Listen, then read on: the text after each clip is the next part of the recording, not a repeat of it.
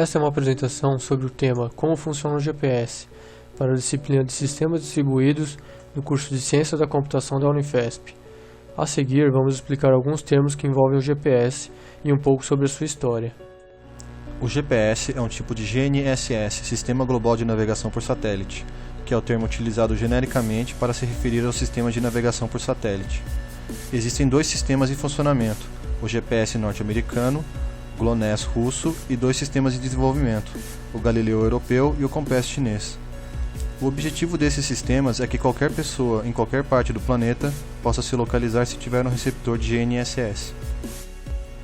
No início da década de 60, o Departamento de Defesa dos Estados Unidos criou o projeto Navistar, que começou a delinear o conjunto de satélites de GPS da Terra.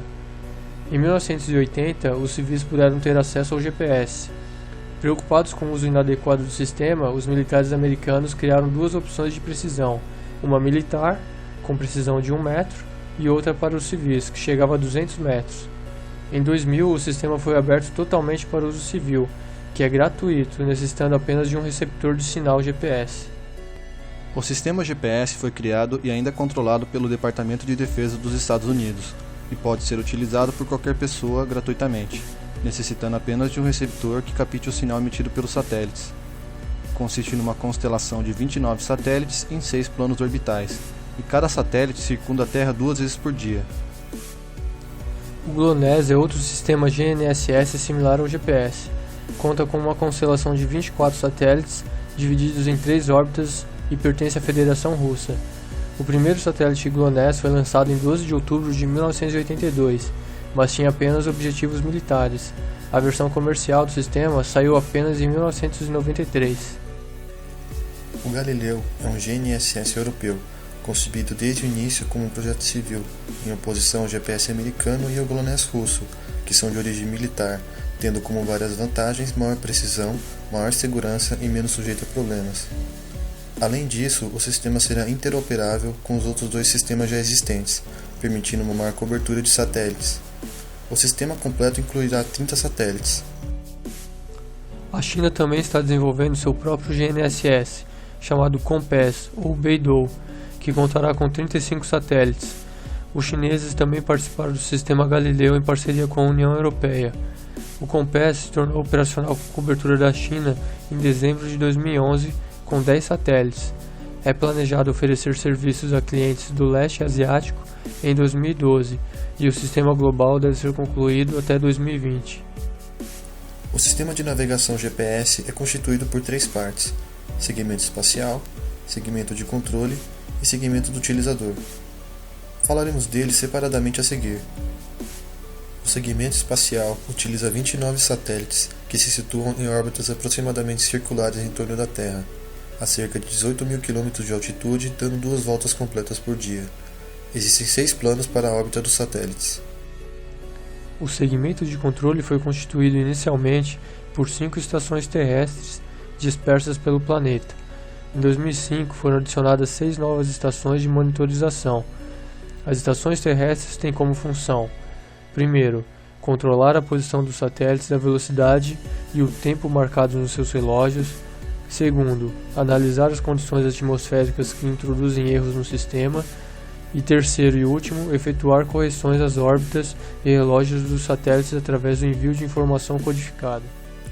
O segmento do utilizador é constituído pelos receptores GPS e por quem os utiliza.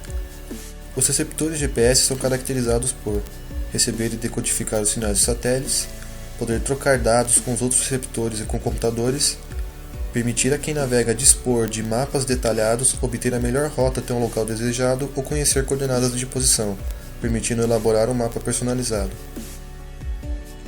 Para realizar o cálculo da posição, o receptor GPS precisa de 2 coisas: detectar o sinal de no mínimo 3 satélites acima dele e saber a distância dele a cada um desses satélites.